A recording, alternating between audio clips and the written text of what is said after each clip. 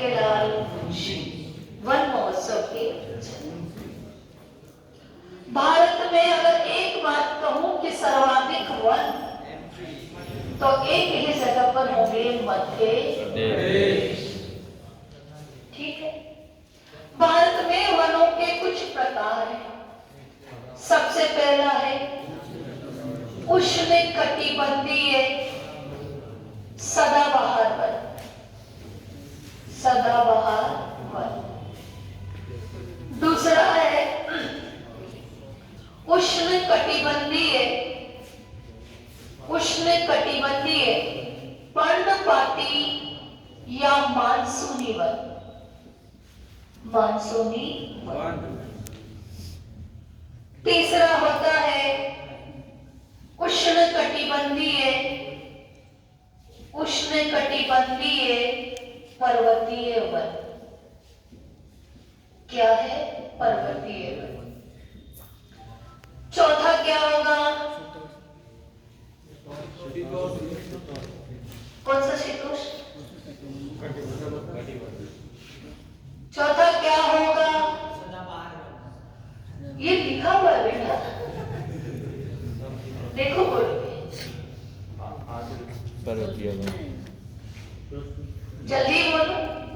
अगला है उष्णकटिबंधीय मरुस्थलीय वन।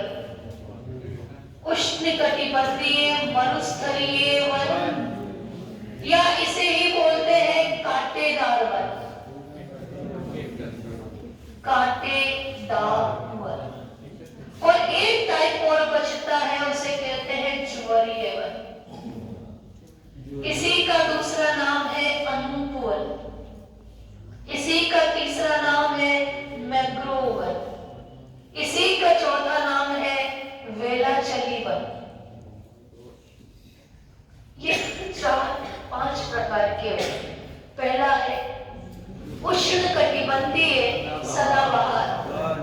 दूसरा है उष्णकटिबंधीय पर्णपाती या मानसूनी वन। तीसरा है उष्णकटिबंधीय पर्वतीय वन। चौथा है उष्णकटिबंधीय मरुस्थलीय या कांटेदार वन। पांचवा है ज्वारीय वन, अनूप वन, मैंग्रोव वन, वेलाचली वन, या और भी इसके नाम हो तो और भी नाम इसके आप बोल सकते हो। सबसे पहले आपको ये पहचान होनी चाहिए कि सदाबहार वन कहाँ पाए जाएंगे। सदाबहार वन वहां पाए जाएंगे जहाँ पानी होगा। पानी होगा तो पेड़ पौधे हरे होंगे, तो सदाबहार वन वहीं मिलेंगे। सबसे ज्यादा पानी कहाँ है? मैडम यहाँ है, असम में है, मेघालय में है या नहीं है? त्रिपुरा में है और मणिपुर में भी है। यहाँ पर केरल, यहाँ पर तमिलनाडु, इन सभी जगह पर कौन से वन पाए जाते हैं? सदाबहार वन। सदाबहार वन की विशेषता क्या है? सदाबहार वन जो सदा हरे भरे रहते हैं, इनकी ऊंचाई ज्यादा होती है। सदाबहार वन की ऊंचाई, ये सदाबहार वन, इनकी ऊंचाई कितनी होगी? अब जब ज्यादा खाने को मिलेगा तो ज्यादा ऊंचा होगा। ज्यादा कितना होगा? 45 से 60 फीट ऊंचा होगा, मीटर ऊंचा होगा, 45 से 60। यहाँ पर जो वर्षा होगी 200 सेंटीमीटर से ही ज्यादा होगा, कम से कम 200 और 200 से ज्यादा। पानी होगा, कौन कौन से वृक्ष होंगे? नारियल होगा, एबोनी होगा, रोजवुड होगा, ताड़ होगा, महोगनी होगा। ये सारे के सारे वृक्ष यहाँ पाए जाते हैं। सदाबहार वन जो सदा हरा रहेगा। हरा कब रहेगा? जब पोषण मिलता रहेगा। पोषण किसका मिलेगा? पानी का मिलेगा, और ये सदा हरे भरे रहते हैं। अगर ये ऊंचाई क्षेत्रों में भी है तो कुछ वृक्ष इतने लंबे होते हैं, बर्फ गिरती है तो इनके साइड से निकल सकती है, और ये अपना उसमें भी जीवन व्यापन कर सकते हैं। उष्ण कटिबंधीय पर्णपाती वन या मानसूनी वन। देखो ये कहाँ मिलेंगे? ये मध्य प्रदेश में मिलेगा, यूपी में मिलेगा, पंजाब में मिलेगा। पंजाब में तो वन के नाम पर एक कलंक है, धब्बा है, हरियाणा और पंजाब, ठीक है। छत्तीसगढ़ में मिलेगा, कर्नाटक में मिलेगा, महाराष्ट्र में मिलेगा, झारखंड में मिलेगा, बिहार में मिलेगा। यूं कहो कि जहां नदियां होगी वहां उष्ण कटिबंधीय पर्णपाती या मानसूनी वन मिलेगी। वर्षा कितनी चाहिए? 100 से 200। कितनी चाहिए? 100 से 200, ठीक है। वृक्ष कौन से होंगे? अर्जुन होगा, खेर होगा, खेर रहने दो, अर्जुन होगा, बहेड़ा होगा, साग होगा, शीशम होगा, सागवान होगा, चंदन होगा, आम होगा, आम होगा। ये सारे के सारे कीमती वृक्ष। अगर आज पुराने घर देखो तो पुराने घर की जो चौखट लगी होती है सागवान की। सागवान मीन्स रॉयल, ज्यादा पैसे वाला, मालदार। अब जो ये एरिया है, ये रीजन है, ये सबसे ज्यादा, ये राजस्थान में भी रहेंगे, थोड़े बहुत गुजरात में भी रहेंगे। ये एरिया सबसे समृद्ध एरिया, नदियों वाला एरिया, सर्वाधिक व्यवसाय यहाँ होगा। सर्वाधिक जनसंख्या इसी क्षेत्र में रहती है तो व्यवसाय भी यहाँ होगा। जो सागवान यूज नहीं करते वो शीशम यूज करते। शीशम की खिड़कियां, शीशम के दरवाजे, सागवान, बबूल, बबूल का पेड़ देखा होगा। बबूल का पेड़ अब जो आता है वो मरुस्थलीय वन में आता है और उसका भी हम इस उपयोग में, काम में लेते हैं, ठीक है। तीसरा वन, पर्वतीय वन कहाँ पाया जाएगा? जहाँ पर्वत होंगे। और पर्वत कहाँ होंगे? यहाँ से यहाँ होंगे। तो यहाँ कौन से वन होंगे? पर्वतीय वन होंगे। पर मैं ये नहीं कह रही कि राजस्थान में पर्वतीय वन नहीं है, पर इतनी मात्रा में नहीं है। जो माउंट आबू, गुरु शिखर है वो पर्वत है, वहां जो वन पाए जाएंगे पर्वतीय वन होंगे। पश्चिमी घाट का पूर्वी भाग ये पर्वतीय वन है। सर्वाधिक वर्षा इधर भी होती है तो ये भी पर्वतीय वन है। पर्वतीय वन में पूरे जो हिमालय के वन आते हैं, हिमालय के वन जो होते हैं, यहाँ पर कौन कौन से वृक्ष होते हैं वो सारे इसमें आते हैं। कौन से में? पर्वतीय वन में, ठीक है। अगला है उष्ण कटिबंधीय मरुस्थलीय कांटेदार वन। राजस्थान वालों की रग रग में बसा है, सभी जानते हैं, अपने पास ठेका इसका कॉन्ट्रैक्ट है। मरुस्थल 61% अपने ने रख रखा है तो वन भी हम ही रखेंगे। अब वन हम रखेंगे, ये तीसरा या चौथा पार्ट मरुस्थल। और मरुस्थल में बारिश कितनी होगी?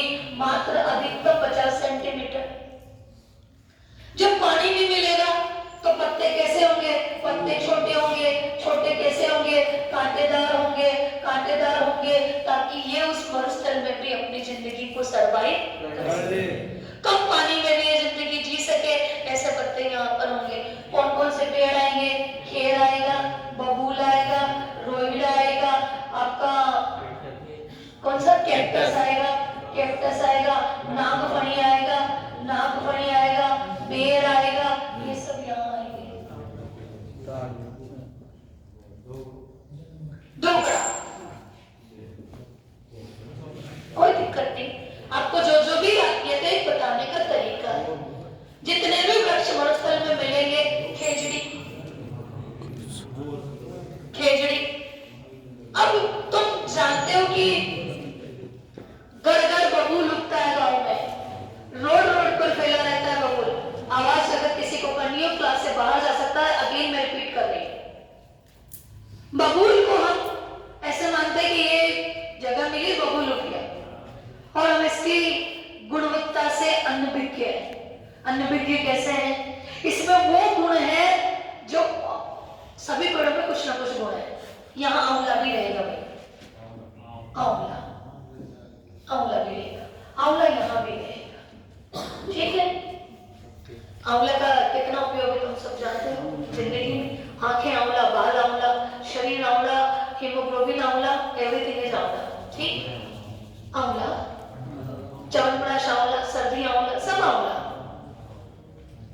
और भगवान लक्ष्मी जी, माता लक्ष्मी पसंद होती है वो भी आंवला, विष्णु भगवान बैठे रहते पेड़ में वो भी आंवला। तो आंवला is a lot of variety. तो यहाँ हम बात कर रहे थे बबूल की। बबूल के पेड़ में इतनी ताकत है जो अन्य वृक्षों में नहीं है। कैसे? अन्य वृक्ष मतलब बरसतेंगे वृक्ष। इस पेड़ में एक पत्तियां आती है, फलियां आती है, जिसे क्या कहते हैं? पातड़ा। और हम यूज करते हैं उसके लिए बूढ़े का पातड़ा। बूढ़े तो मैं देखा होगा उस बूढ़े के पातड़े को बकरियां ऐसे ऊपर मुंडा कर करके खाती है, मुंह से ऊपर कर लेती है और खाती है। और उस बकरी के घुटनों में कभी दर्द होते हुए नहीं देखा। आज दिन तक किसी ने बकरी के पांव का ऑपरेशन कराया हो तो बताओ? कोई नहीं कर, वो उसी से चलती है।